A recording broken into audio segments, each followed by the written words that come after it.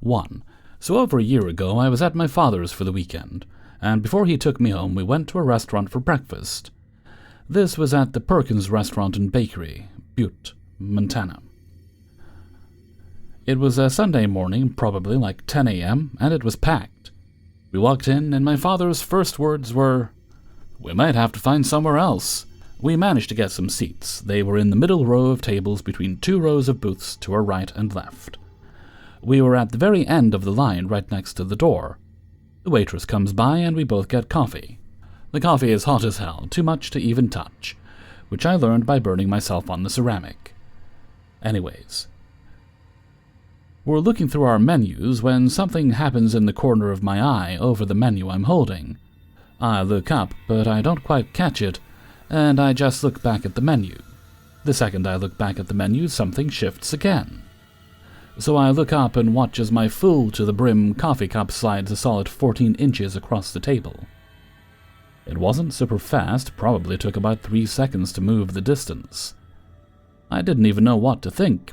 To be honest, I thought it might have been magnets, but the table was solid, and after drinking the coffee it was clear it was standard cast ceramic. I asked my dad if he saw it, and he said he hadn't. I finished the meal without anything else happening, trying to contemplate WTF just happened. This is where the story gets interesting. Again, I will reiterate that this happened in front of me. On a Sunday morning in a packed restaurant with packed booths to my left and right. Clear as day, bright as sunshine because of the windows to my right. Anyway, I went home. Lived with my grandmother at the time, and she greeted me, crying, saying that my Uncle Mike died that morning due to heart failure. Side note, I don't know if this is everywhere, but in Montana, the friend of your parent or your grandparent is your uncle, even if they're not related to you. Mike was such a case. My grandmother and him had been friends for 40-plus years, but I barely knew him. We spent some time together in my childhood, and I did some work in his property when I was 15, but other than that, he was just my grandmother's friend to me. I told her the story of what happened earlier that morning, and since she's a firm believer, she was rather comforted by it. But it left me with some questions. One, if it was my uncle, why me? We didn't know each other that well. Why would he seek to do something for me and not my grandmother, or his sister? 2, if it wasn't him, why would some random ghost be moving stuff around in the middle of the day in a packed restaurant?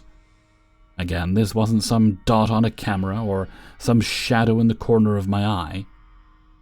I watched the cup move, eyes on it for a solid 2 seconds. I've seen a lot of paranormal stuff, but none so blunt. Have you guys ever gone through something like this? If so, what was it? 2. This happened quite a few years ago when I lived in Washington, D.C. I just moved into my friend's place, a small old house near the city center. It had a basement, where our band would practice, a ground floor with living room and kitchen, and upstairs with 3 bedrooms. But again, very small place. The other 2 roommates were a couple, and a few months after I moved in, the woman announced she was pregnant. And almost immediately after that, weird stuff started to happen. One of the first things was, both together and individually, we started to think we heard footsteps upstairs and coming down the stairs. We lived near a hood that had lots of crime and crack problems, and the city was going through a bad crime period at the time, so the possibility of someone breaking into the house was very real. But this never seemed to be the case. Over a period of weeks, this increased to almost nightly, until we then started to think we saw a figure. We all saw it alone, but the same thing. What looked like a young woman, with maybe old clothes. At this point, we were all mostly laughing about it because it seemed so typical, and we didn't feel afraid at all. But then one night, when me and Maitland, the other roommate and the partner of Agatha, were out at another band practice, when Agatha caught us in a panic. She was home alone, and she said it sounded like someone was in the basement throwing things around. She thought someone had broken in, and called the police, and we raced home, which was about 45 minutes away. The police came and found nothing, everything was okay downstairs and no windows or doors ajar. But we all thought of the ghostly things that we had been having, and how this seemed to definitely be an escalation. The sounds of walking, seeing a strange figure, and the noises in the basement continued, but soon we thought that Agatha seemed to be having more experiences. Another thing that happened was that once Agatha and Maitland were in bed and saw a red ball fly from one wall and into the other. This scared the crap out of them. I was not home when it happened, though, and we also each had 1 or 2 times when it felt like something tapped our shoulder from behind. A side note here. Maitland and myself were atheist and very skeptical people, while Agatha grew up in the South and was very superstitious and spiritual, but not religious. So everything just kept on slowly getting more and more. Unfortunately, Agatha had discovered that she was having twins, but that both were extremely weak and small, and would most likely be born very premature, which kind of added a layer of anxiety and sadness over everything. She then had the idea to go to a psychic, whom at the time I was just very anti and really didn't want to go. But we all did. She told us that the ghosts were spirits that were not sure if they wanted to come into this world again. She believed in reincarnation. I didn't pay attention to any of it because I just was not a believer in that stuff, although the strange haunting type stuff was starting to get to me. Then I had my worst personal experience. Maitland and Agatha had gone for the night to Maitland's parents' house, and I was there alone. It was about sundown, and the noises of things being thrown around started in the basement, and the power went out. I was like, screw that, and called some friends that lived a few blocks away, and asked if I could come over right away. So I did, walked over, walked up 4 flights of stairs, they opened the apartment door, and the power went out, along with 2 large paintings hanging on the wall, falling. This part I would never believe of someone else, if they told me it happened. Now I was completely in panic mode, thinking whatever this is had followed me. Anyway, I asked to spend the night, and nothing else happened until the middle of the night, when we could all hear someone walking back and forth down the street, whistling. There were plenty of addicts and criminals in this neighborhood, so it could have been that. We looked, though, from the window, and couldn't see anyone. So we were all very scared. All these things kept happening, and then one night Agatha had to rush to the hospital. After a very dangerous few hours where losing the babies was really possible, she finally gave birth. They were not healthy and had to stay in the hospital for a few months, if I remember correctly. And when they got to come home, they each had an oxygen tank and were sickly for the first year. But all of the weird, ghostly stuff stopped happening. Everything.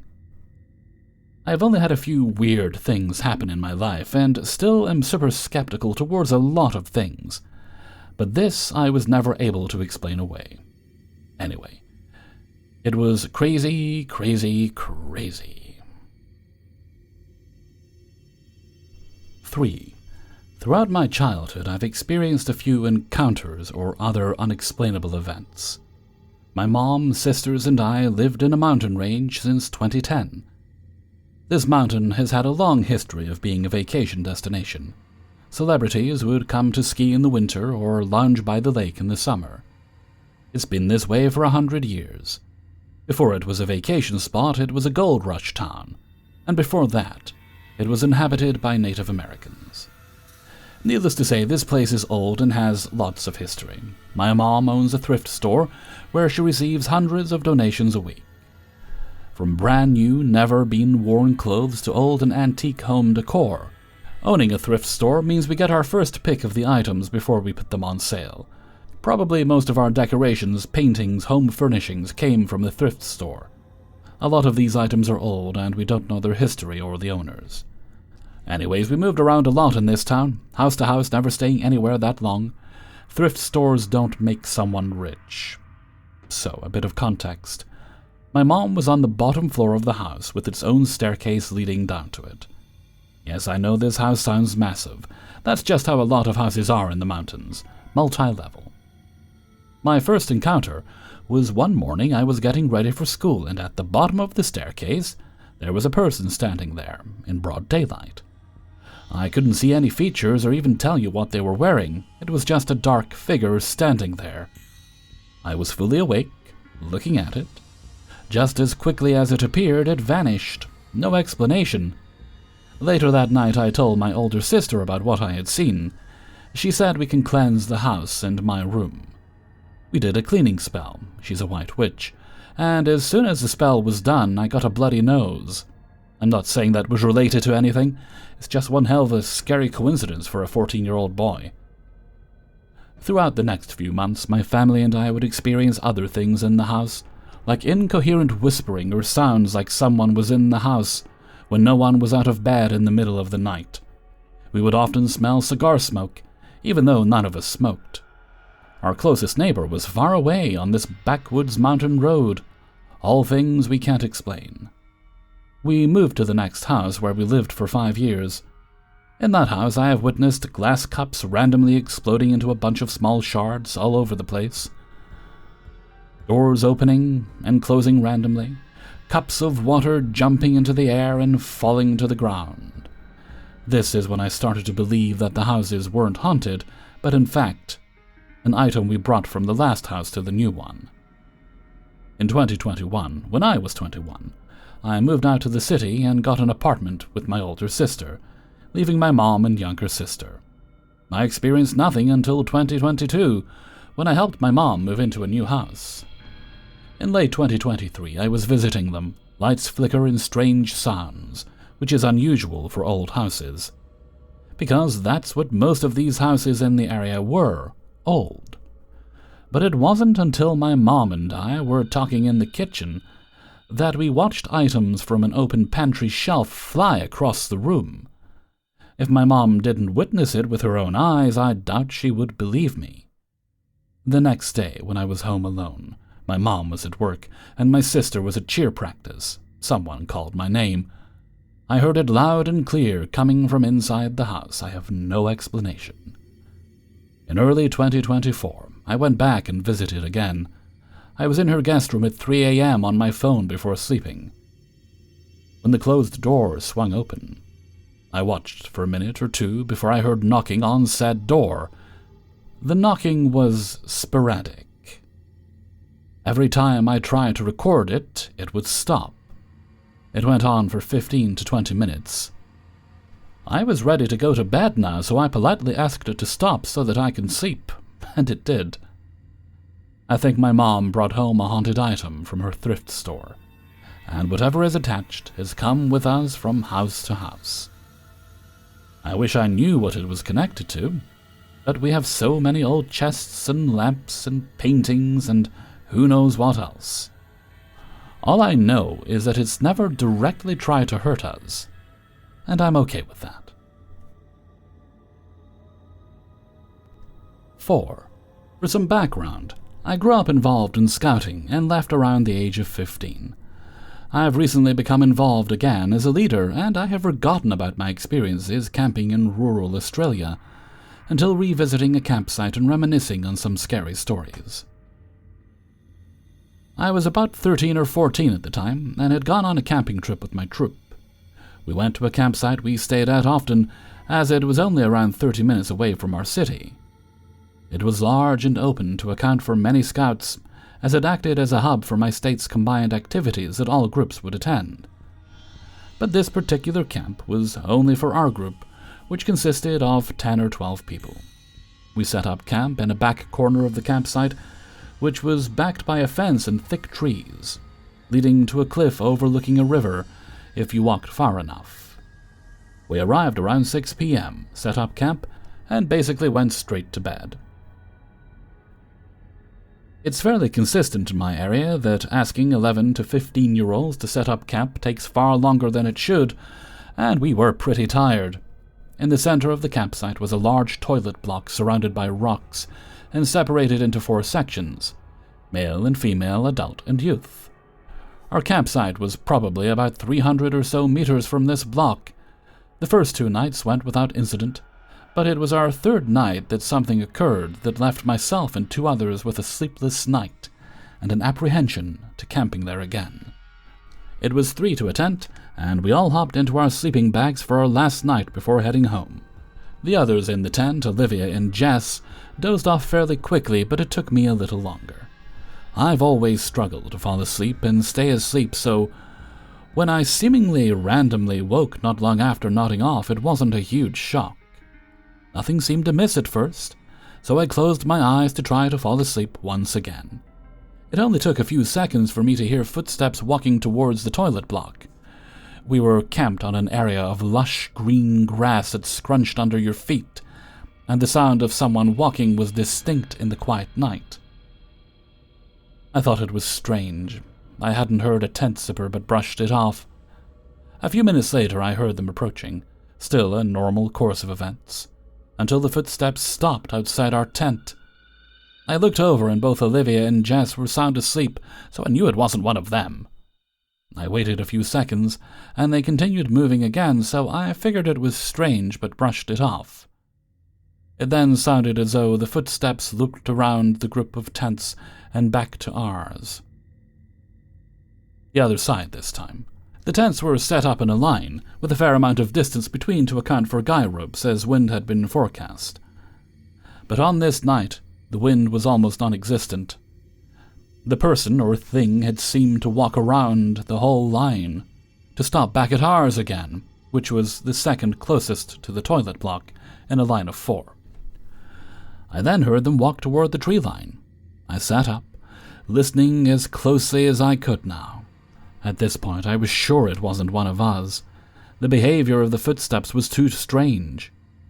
And why on earth had they sounded like they were walking into the trees? I think it was close to 2 a.m. at this point, and I'd had enough of being alone experiencing this, and gently shook Olivia awake, shushing her as she stirred. Olivia was my closest friend in the group, and I whispered a quick explanation of what I heard to her. We agreed to wait a while and see if anything else happened. Quite a few minutes passed. I don't remember how many, and the weirdness of the situation had started to wear off, and I was about to suggest trying to fall back asleep, when the footsteps seemed to turn from where they had left, and again stop behind our tent. Olivia and I shared a look in the dim light the moon was casting in the tent, and I could tell she was as unsettled as I was. We heard them begin to slowly circle the tent, and she silently moved to huddle next to me. Bit by bit, the footsteps began to quicken until they seemed to break into a run. Whoever or whatever it was had to expertly dodge our guy ropes to move at that speed without tripping. Every now and then, something would brush the sides of the tent as Olivia and I were holding each other, doing our best not to make a noise. It was at this point Jess woke up and groggily asked, "What the hell's going on?" She looked over to us, tears forming in her eyes, and shut up, terror crossing her face. She silently moved over to us, to join us in our terror-filled huddle. Her question did not seem to faze whatever was making the noise. The sprinting went on for what felt like ages, but in reality was probably only a minute or so, until they stopped in front of our tent again. I slowly reached for a spare tent peg and gripped it as tight as I could, thinking that in a pinch it would do as some kind of weapon. The footsteps slowly did their wrap around the tents again, before stopping behind ours, and then retreating back to the tree line. With some insane burst of courage and morbid curiosity, I decided to try and take a look outside. Still gripping my tent peg, I slowly unzipped our tent, trying to be as soundless as possible. The fly unzipped from the bottom, so I laid down and peeked underneath, rather than unzip it, and then potentially create more noise. The footsteps had seemed to stop shortly after the retreat, and there were no further noises. This would mean that the person would have had to get over the wire fence without a sound, which didn't seem plausible, but I saw absolutely nothing. Needless to say, the three of us didn't get any more sleep that night. When recounting this story to our leaders that morning, we were told we had probably heard a possum or some other animal, an explanation I simply do not buy. None of the other campers had heard anything. Some of the strangest parts of this experience to me are that there were no other sounds other than the footsteps and the occasional brushing of the tent. No heavy breathing or any spoken words or even animal noises. The person or thing seemed to disappear when I went to look. and the targeted and odd nature of the behavior. Why was our tent targeted? Had something been looking for a target, and when I awoke it chose us? Why did it just leave after scaring the ever-living daylights out of a group of teen girls? Why hadn't anyone else heard anything? Our tents were decently spaced apart for the guy ropes, so it's plausible that the noise was harder to hear for other campers and maybe not enough to wake them, but the sound seemed fairly loud to us. If anyone has ever had a similar experience, or has any idea what could have happened, I would love to hear about it.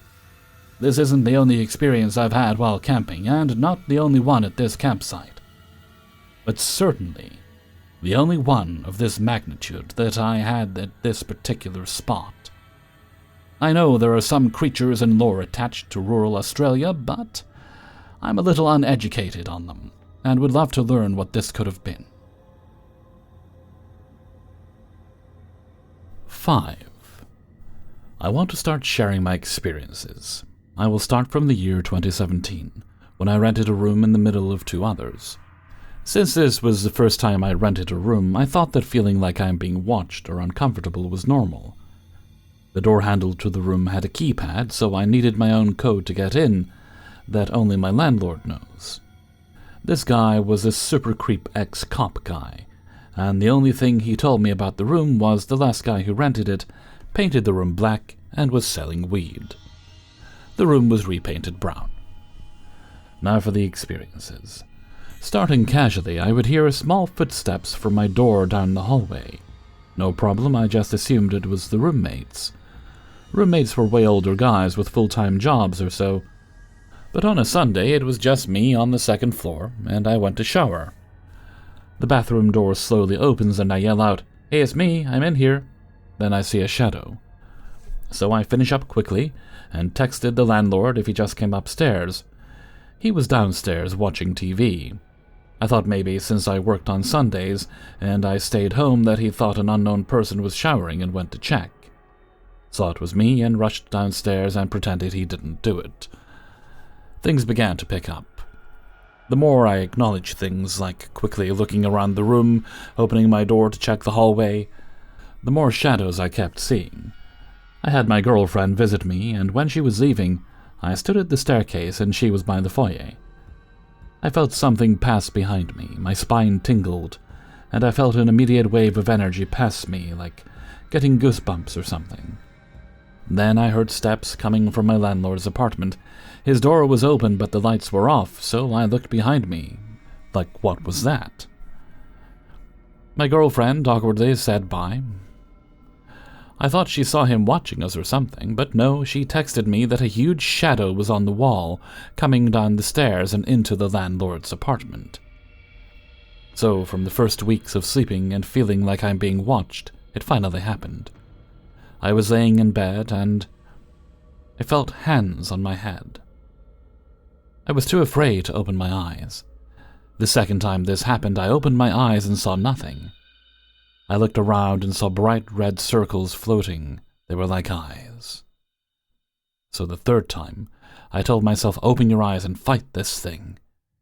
When I opened my eyes, I thought I'm having a nightmare because I see the blacker-than-black man on my chest, with his hands possibly on my neck and bright white eyes. I stick my tongue out because this is a dream, right? It sticks its tongue out, smiling at me. I begin to yell in perfect Spanish, "Leave me alone, leave me alone." I'm Spanish, but I don't ever speak it well, not even in my dreams. This is the last occurrence I remember. I moved out shortly after. I had problems with one of the roommates. I did have a dream where I woke up and the landlord was standing by the bed saying stuff. Then I don't know if it was still a dream, but I woke up and my door was open a few inches. I closed it and went back to sleep. Hey everybody, Hellfreezer here, and thank you very much for listening to Paranormal Stories, episode 384. And thank you very much to everybody who allowed me to use their stories in this video. Before you go, please hit the like button and share the video with friends and family. If you'd like early access to the videos, you can get them all on Monday by supporting me on my Patreon page for as little as $1 or more if you wish a month. That is linked for you in the description. You'll also find links in the description to the Hellfreezer Discord server, as well as the Hellfreezer merchandise store on Teespring. And if you really enjoyed today's video, you can leave a tip for that by clicking on the heart with the $sign underneath the video player. That is never required, but I very much appreciate it if you choose to do so. Thank you kindly. And a little shout out to Helpful Pie, who was one of the authors of one of last week's paranormal stories. Helpful Pie is an aspiring content creator, and I'm sure they're going to do great things. Okay, we've no other bits and bobs today, I don't think. Oh wait, no, we do. We have a birthday shout out. And this one goes to Genevieve, and this comes from their partner, Enza. We hope you have a very good birthday today, Genevieve. And hey, look, I did this one on time, so that's good. Before we go, I'd like to sing happy birthday to you. Happy birthday to you. Happy birthday to you. Happy birthday, dear Genevieve. Happy birthday to you. And I hope you folks take the time to do something really special together. With lots of cake. Chocolate cake. Ooh, maybe with like a salted caramel center. Okay, I'm probably thinking more about the cake I would like for my birthday. Never mind, moving on. And before we go, let's have Hellfreezer's question of the day. And today's question is... And this one comes thanks to Newcomb via the Discord. What item in your house gets used ridiculously fast? I think if we're going with a non-food item, for me it's probably sponges. You know those little yellow sponges with the scourers on one end you have in the kitchen? I use those for basically all the cleaning, you know, the kitchen, the bathroom, everything. So yeah, I go through those quickly, so I tend to buy them a lot. Definitely not good for the environment, but I do recycle, so I tell myself it's okay. Why don't you let me know what you think in a comment below. And before we go, let's have the answer of the day from a previous video. And this was from Paranormal Stories 382, and was the controversial question of how do you approach asking a guest to take off their shoes or keep them on if you're me, because I don't want people taking the shoes off in my home. That's why we have doormats at the door. But today's answer comes from Nova Brilliant. It depends on the weather. Dry weather in spring or summer, I'm fine with people keeping their shoes on. If it's been raining or snowing, please take them off. Thank you very much for your answer, Nova Brilliant. And with that, I'm going to head off for now. So until next time, thank you very much for listening, and take very good care of yourself.